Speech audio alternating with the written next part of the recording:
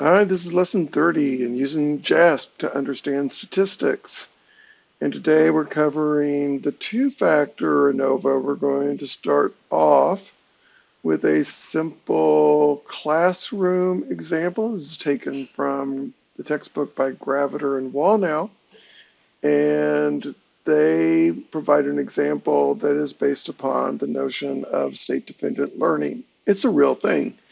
Not as dramatic as this example implies, not remotely, but nonetheless. State-dependent learning is the idea that if you are in a particular environment or in a particular mood, when you learn something, that the cues from either your person or the environment, if they're present when you're testing over them, is going to help you to do better in the material. So this example sets us up with 5 people.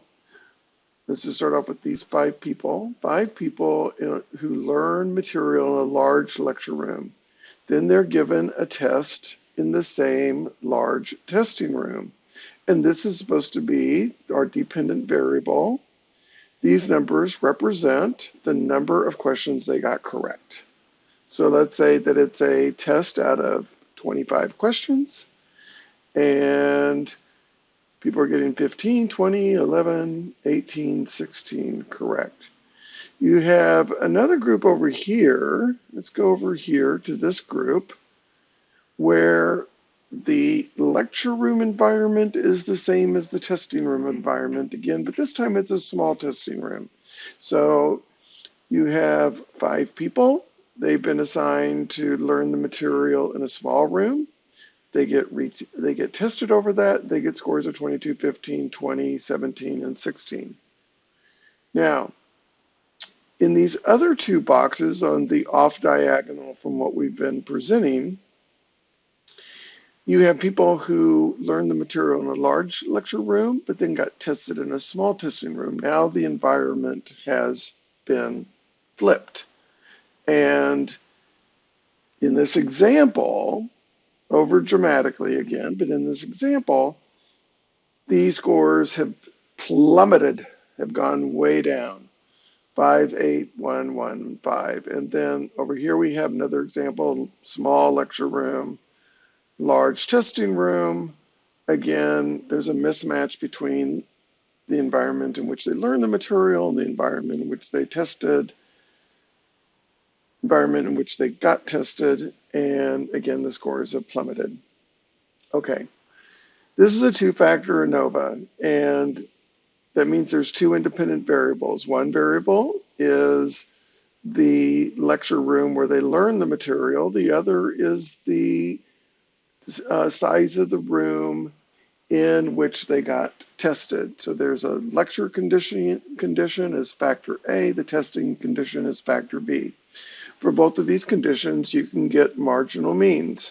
So if I take the average of all of these scores here in the yellow and the orange, the average there for that row for level A1 is 10. For the blue and the green, the average is 11. We can go with the columns for factor B. And for factor B, the yellow and the blue, they average out to be 10. The average of the orange and green average out to be 11. These are called marginal means. Marginal means, and there's 2 sets of them. There's one set of marginal means for the lecture condition and another set of marginal means for the testing condition. Now, if we want to put that information so that JASP can read it, or pretty much any computer program can read it, it doesn't work like this. This is a good way of teaching it by hand so that people get the idea of rows and columns and have a format for viewing patterns of interactions and patterns of marginal means. But it's not how it goes into the computer. So into the computer, if I was to take this condition here and put it over here, what I need is to designate what condition they're in. And the condition that they're in is A1, B1. So I need to name my variables, my factors. Remember, factors are variables. So factor A, lecture A, I'm just going to put 1. And 1 is for large lecture. So all of these ones here in the yellow and the orange are for large lecture. This actually follows a system that I don't teach in my classroom, but it is, you can find it in kind of the older terminology and symbolic systems for summation notation. And the idea is that each one of these scores can be designated a location. And those locations can be written as A1, B1, because they're in row 1 and column 1. And then subject 1 has a score of 15. A1, B2, S2 is 20. A1, B1, S3 is 11, and so forth. Over here, you have A1, B2, so they're in the first row, second column. Now you can think of it as rows and columns, and you can work that all out here for all of these. And what we're basically doing is transferring this information over here with the idea of kind of using a piece of this symbol. We're not actually using the S1, S2, and the IDs aren't actually critical, but it's a nice way of tracking. So the idea is that you are basically telling the computer the levels that each number is at within this format for the lecture condition, the lecture factor, and the testing factor or independent variable. You're basically saying what conditions for the two-factor ANOVA that they're in. So the 1-1s go over here. Over here you have 1 and 2. So 1 and 2, these scores go here. Then over here we have second row, first column, so 2s and 1s, and then the numbers. And then over here, finally, in this last box over here, you have these scores.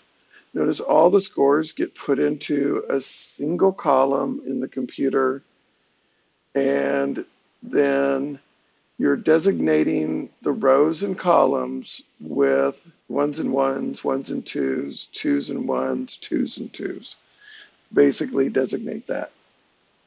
Okay. Whew.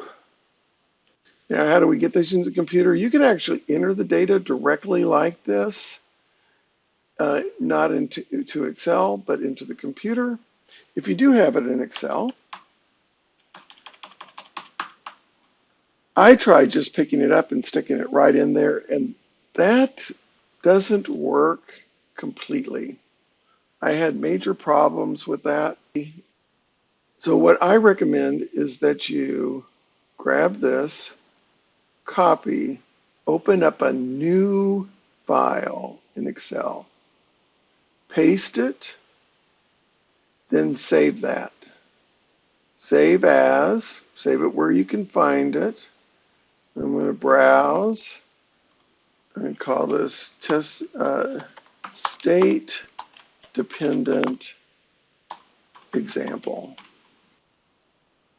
and then say save. Okay.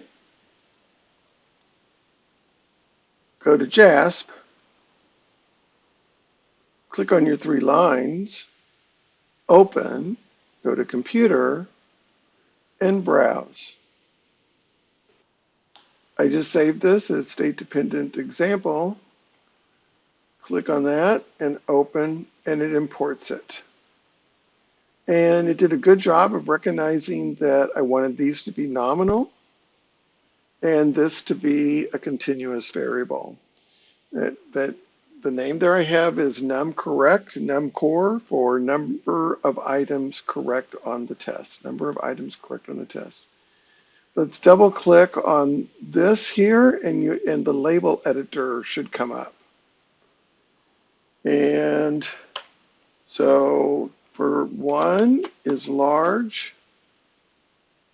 You have to go back to your original designations to make sure of that, but I'm sure.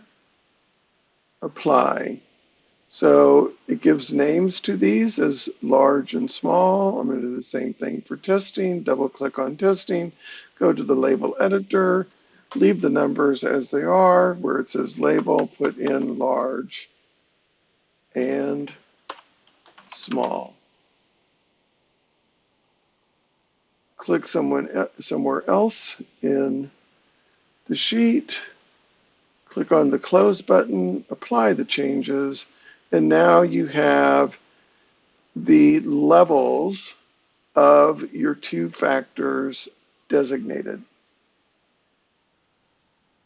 And now we're ready to run the analysis. So I'm going to go with ANOVA, classical. Same place that I went for the 1 factor ANOVA, but this time I have 2 fixed factors, 2 independent variables. So factor A, lecture room, factor B, testing room, and put those in. And then my dependent variable is number of items, number of questions that they got correct on the test, and put that in there, and up comes my ANOVA table.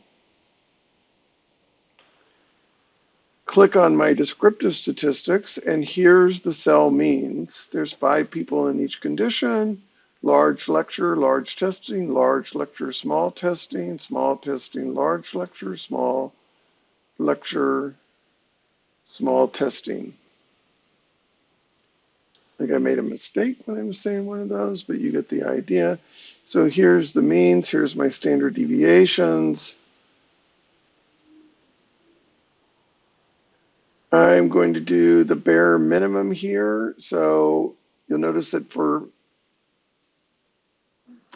factor A, we have an F that's less than 1. The p-value is 0.470. That's over 0.05. Hence, the main effect for factor A is non-significant. For factor B, we have the same information, and hence the main effect for factor B is non-significant. For the A times B interaction, you'll notice it did that itself. If you click on model specification, you'll notice that when you put in those 2 fixed factors, it automatically assumed that you wanted an interaction. If you don't want the interaction, you can take it out and just have 2 main effects. And then if you want it back in, good question, how do you get it back in? Probably if I click on both of those 2 together, yeah. And then stick it back in, and there's the interaction where they're multiplied together. Okay, that interaction, F of 92, the p-value is less than 0.001. That's less than 0.05, so your interaction effect is significant. Let's see the interaction effect by doing descriptive plots. And I'm going to put A on the horizontal axis, and then I'm going to specify that I want separate lines for factor B. And there they come up. I'm going to spread that out. And that gives me a nice descriptive look at my interaction. And what I can see is that if the people have learned the material in the large lecture hall and they're tested in the large lecture hall, then they do well. But if they learn in the large lecture hall but get tested in the small lecture room, they do awful. And that flip-flops for the small testing room, a lot that built on the small lecture, they do really well. And again, small lecture, large testing, they do awful. And that is the basic interpretation. So that's primarily what you're looking for. And this is the way that it gets taught in introductory classes. Now, the other thing that's not here is the information on the main effects, your marginal means. So over here you have, down over here you have marginal means, and I want to get all of those and put it over here. Okay, so the marginal means aren't located in that matrix like we originally talked about, but they are still the same means. You remember that we had a mean of 10 for the large lecture room, 11 for the small, and basically the testing room gave the same pattern of means. So here's your marginal means, and then here's your cell means. And the cell means are shown broken down into their various conditions. It's a different layout than what we learn in undergraduate statistics, but it is basically the same material. Okay, finally, one more thing for linking how the computer does it with how it's taught in many undergraduate textbooks. Over here, I'm going to take this ANOVA table, click on this button, I'm going to copy it. I'm going to go back over, and I've already done some messing around with this sheet, but I'm going to go ahead and paste this in, paste, and there's the table that we got from the analysis. It starts off with a really small font, so I'm going to increase that to about 18. There we go. And let me get rid of some of these cells here. And so now you can see both of them at the same time. Okay, this is the table like you would get it if you were taking my introductory class. It would start off with between groups and then indented the information right here for factor A. Here's the information for factor B, then the A times B interaction. Then instead of residuals, I would say within groups, and then I'd also put in the total. So the total is the sum of your within groups plus the between groups, or you can just add up all the information here, and that gives you your total. Same thing for total degrees of freedom, all the information here, but not redundant and including the between groups, and you get 19 degrees of freedom total. So what JASP does is, instead of saying source, it says cases. It doesn't give you the between groups overview. It doesn't say within groups, but instead it says residuals, and it doesn't give you the total. It gives you this middle part, which is the most important part. It is giving you the most important part, but I wanted to take just a couple of minutes to show you here's how it maps on to the way that I, for example, and many others would teach it by hand calculations.